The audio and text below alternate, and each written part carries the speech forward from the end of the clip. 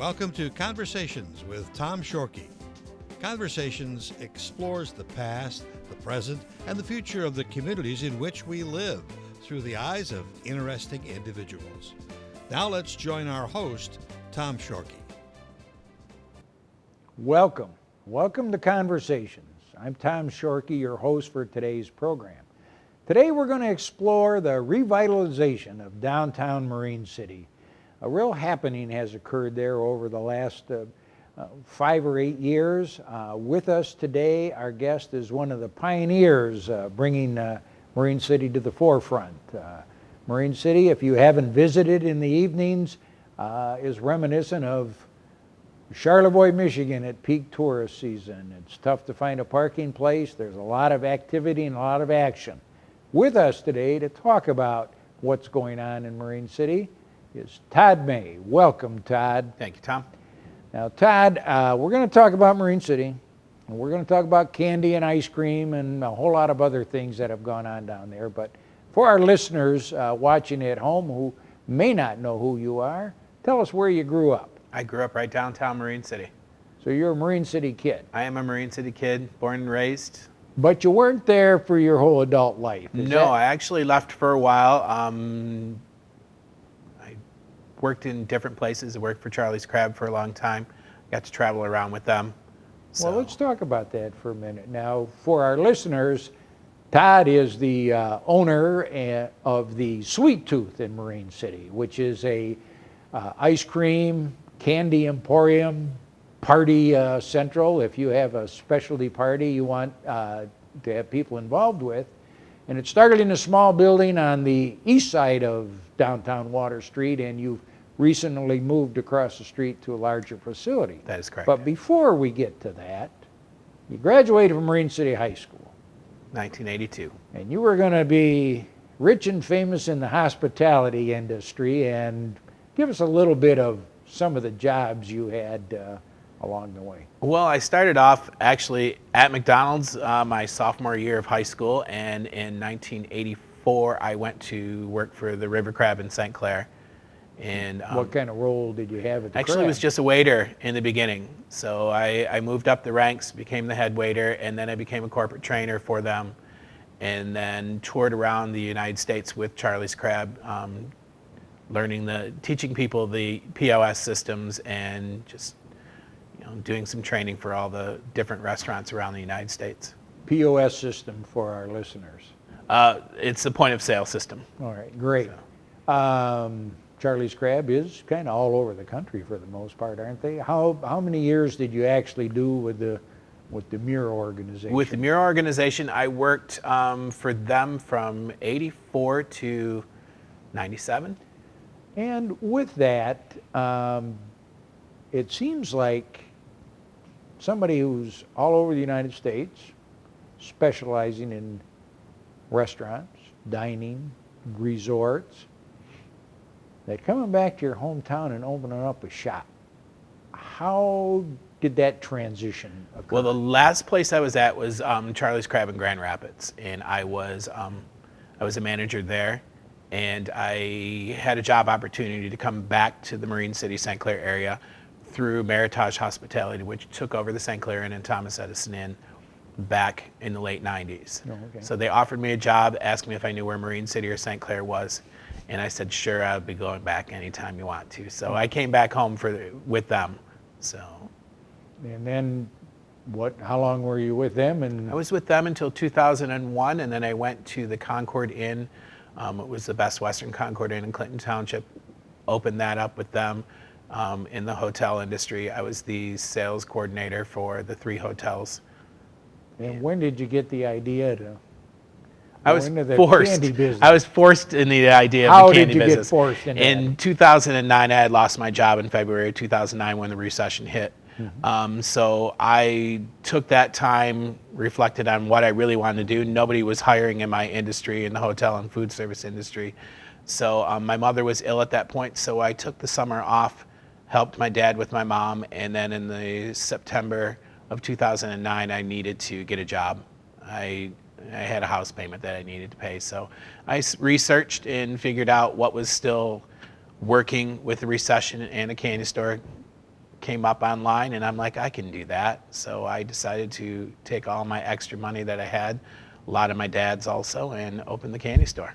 Now, you're not a franchise or anything, are you? I mean, this is like a standalone. It is a standalone. And describe your products. We have, the way the concept of the store works is that we have candies early as 1847 that were produced back then, and so we're more of a retro candy store. We have it listed when the candy was introduced into the world, what year it came about. It's all set up through the the decades throughout the store. We have about 500 different kinds of candy. We make 100 different kinds of candy ourselves, from barks to truffles to clusters, lots of different things that we have available. And we also do ice cream. What kind of ice cream do you use? We use Michigan-made Hudsonville ice cream. Oh, great. What would be, is there one main item that your store is known for? I mean, is there a special candy or a special ice cream? Right now it's the brownie pops. Oh, yeah? And those are the number Describe one a brownie seller. pop. A brownie pop is a brownie. We put a layer of fudge and a layer of cream cheese frosting, and then we mash them together and roll them in a ball and dip them in chocolate. And today we're making about 350 of them just to go out in the next 2 days. Wow. When you started this in 2009, 2010, we talked, the country was in a recession. That was, the housing market was all upside down, and a lot of industries were affected. And there's a lot of small towns in America. And when you came into Marine City with this concept of yours, there wasn't a whole lot of other stuff going on down there. No, not at all. what- Most people thought it was crazy. And you can ask anybody on the street, when I opened 7 years ago, what they thought I was doing was an impossible task, and I was loonier than a loon to open the place up, that I would fail immediately because there was no call for it. There was nothing, Why didn't you fail? Why did it take off? You know what? Presentation is one. We designed the store to visually appealing to everyone. We were open consistently 7 days a week. And long hours too. We're actually open almost sometimes 10 to 12 hours a day. So even in the winter time, we're at least open 10 hours a day, every day of the week. Was that about the same time? Did the fish market come in at about that time? The fish market opened about 6 months prior to when I opened. So yeah, we were the two businesses downtown that really got a ball rolling down there. There wasn't hardly anything. I mean, bars. Empty, There were a lot of empty buildings at that point. Yeah. Were the antique stores there yet, or some of them? Some of them were. They come in, they come out. So yeah, but there wasn't a whole lot happening downtown. It was more a lot of kids running around on the streets, dictating how the streets were how they were gonna go. Yeah. So how did we get to now today? You talk. It's vibrant. I think would be a good term for downtown Marine City. When you and your fellow pioneer down selling fish dinners started on the scene, what's occurred over the last 5 or 7 years to I think pep it up? Everybody saw how many people were coming downtown Marine City just for the two places, where there was lineups out the fish company door on a daily basis. There was lineups out my door in the summertime just waiting for ice cream. I mean, Roasted with Perks opened the coffee shop. Then we had the Snug Theater come in, and then they were so successful. They had the Riverbank Theater that took over the old Michigan National Bank. And with the two theaters going and the different, I mean, there's been a couple different restaurants that have come in, and gone also, but there's a lot of new places happening downtown Marine City. The Mariner Theater, which has the Titanic in it. It has all the fine art models in there. They're doing a phenomenal job downtown and promoting downtown. If you haven't been down to Marine City after dark, you've missed a treat seeing that Mariner Theater marquee lit up. That marquee is beautiful. It is. It is almost an exact replica of the marquee that was there in 1905 when the theater opened. So now we have restaurants, we have a couple of theaters, we have the Mariner Theater. We're going to be talking shortly on Conversations about the potential for a new hotel down on the corner of Water and Bridge Street. A lot of little towns just aren't making it. But, I mean, the river has got to be part of it, but is it? It's a Where do combination. your customers come from, and what's You know what? the It's funny combo? because we ask people all the time where they're coming, where they came from. We have a lot of people coming from out of town. Again, Blue Water, they have promoted Marine City. We have promoted Marine City. It helped huge as that Michigan Under the Radar came almost 4 years ago and filmed in Marine City when there was very few stores down there. It'd be great if they came back, you know, to show how much it's changed in the 4-year time that they were there. But that was an interesting thing, is because of the fact is that when they taped it, they're constantly repeating it on PBS. So everybody sees the Sweet Tooth over and over again. I think it's played more than 100 times on PBS in the past 4 years. So we still get people coming in saying, hey, I saw you on TV, and where's your chocolate covered bacon? Yeah, really? Yeah. So You know, I did have somebody I ran into last fall. We're from Virginia, the Arlington area or whatever. Grew up in Marine City. And he said, I told my wife, when we walk through town, if we were on the eastern shore of Maryland or something, we would just be saying, we just found the coolest little town on the water. And that's kind of what the impression is.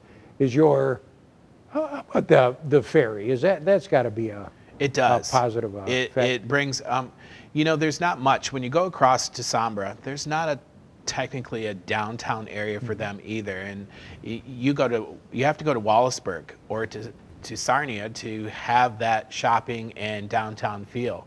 And we get a lot of Canadians coming over. Hopefully their dollar increases so more come over, but the exchange rate is kind of tough on them right now. Any other new stores lately? I mean, you've moved across the street. We've moved across. You were on the east side by the water, and now you're in, if any of in our listening area, they would recognize the term the Apple Core, which was a gift store, pharmacy for years in Marine City, and that's where you're located now. What else is happening? What's going to happen in 2016 summer? 2016 summer, obviously, if they remember Good Nature Gardens, they used to be on Broadway. They have moved into the facility that we're in also. And then there's been a lot of shifting in Marine City on businesses. Everybody's moving into bigger locations or different locations. Vera Grace moved across the street on Broadway to their new home.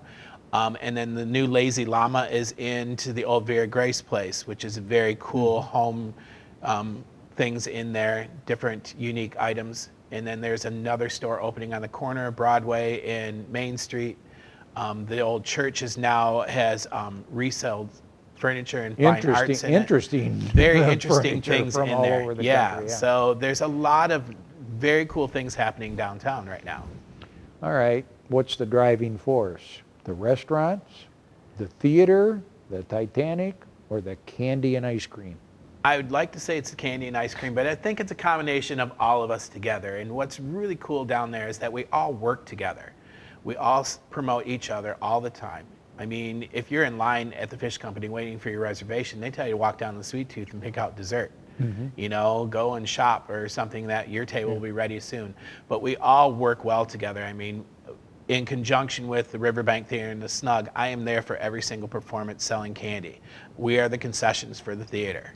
So we just sponsored Willy Wonka and the Chocolate Factory. Well, and I was going to say their last performance was Willy Wonka and the Chocolate Factory. Must have been right up your alley. It did. I estimated 2,300 people showed up for Willy Wonka and the Chocolate Factory in the 3-week period.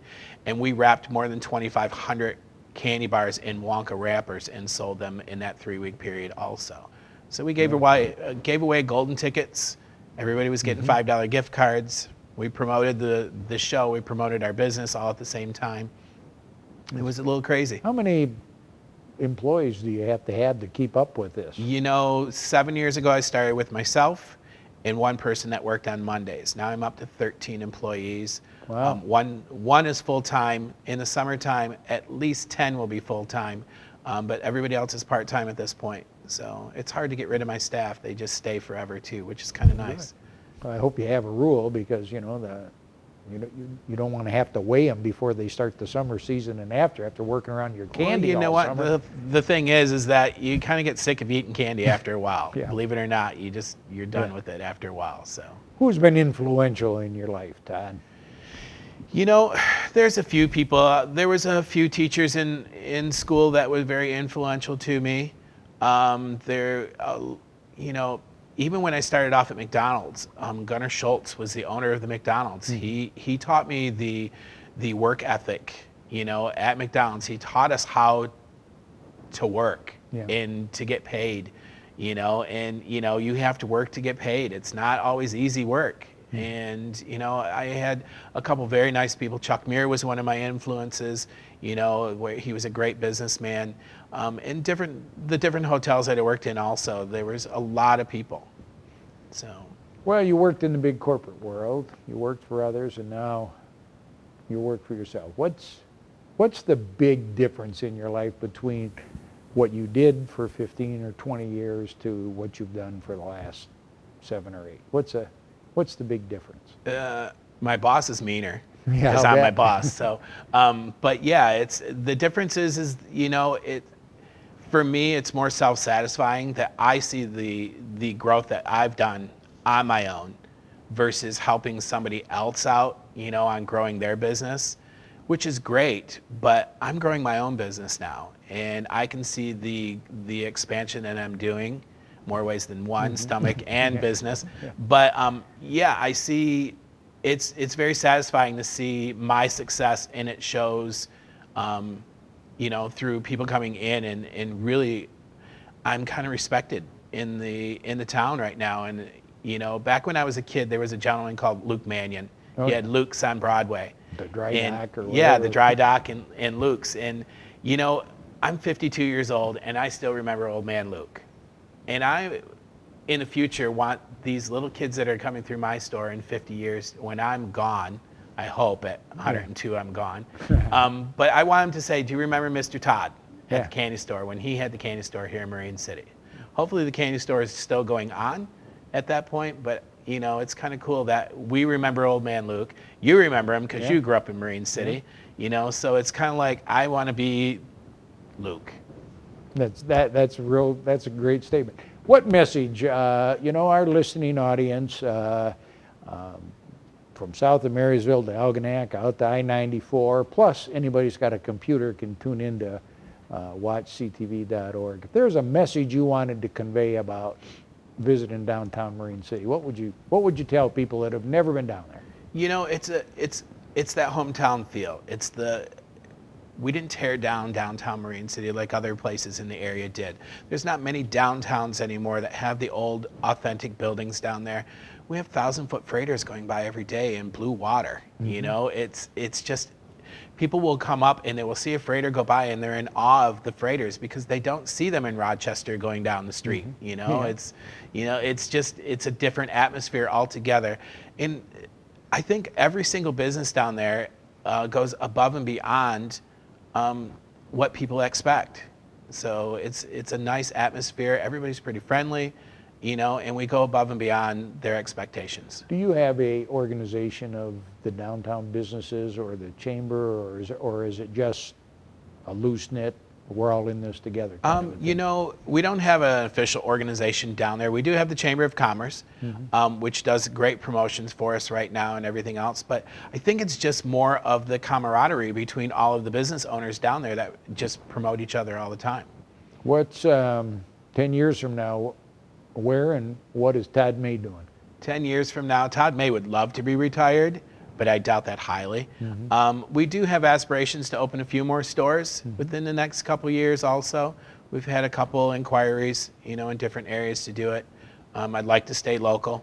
So that's my aspiration in the next 10 years, to be able to sit back and you know, just look over all the stores and not have to physically work in them 7 days a week. Maybe some of those 13 full-time employees want to take over for you. Well, I'm hoping some of them. For our listeners at home, Todd is a fine example of grew up in our area, went down a different path for 20 years or so in the corporate world, in the hospitality world, has had many experiences, took a challenge and opened his own business along with, and we'll give credit to the fish company, and maybe we'll have them on someday as two of the anchors of Marine City's revitalization before the theater showed up, in the Mariner Theater and the hotel and everything else. But I think you can tell by listening to Todd today, it's about camaraderie, it's about working together, it's about being proud of where you are and what you do. So if you haven't had the opportunity yet, make a point. It doesn't have to be on a weekend, that's great. Evening, anytime, stop Marine City, and I think you'll be pleasantly surprised by the action that you see and the people that you meet in many of the shops. I'm Tom Shorkey on behalf of WatchCTV.org Channel 6. I'd like to thank Todd May for being our guest today. And if you want to view this show or any others we've done on Conversation, go to our website, click on shows, scroll to Conversations. On top of that, if you know of someone in our community that you think would have some interesting perspectives on our Blue Water area, contact us through our webpage, and we'd be happy to schedule them for a conversation. I'm Tom Shorkey. Thanks for watching. You've been watching Conversations with Tom Shorkey. Conversations explores the past, the present, and the future of the communities in which we live through the eyes of interesting individuals. If you have an idea for a future conversation, please contact us at www.watchctv.org. Thanks for watching Conversations with Tom Shorkey.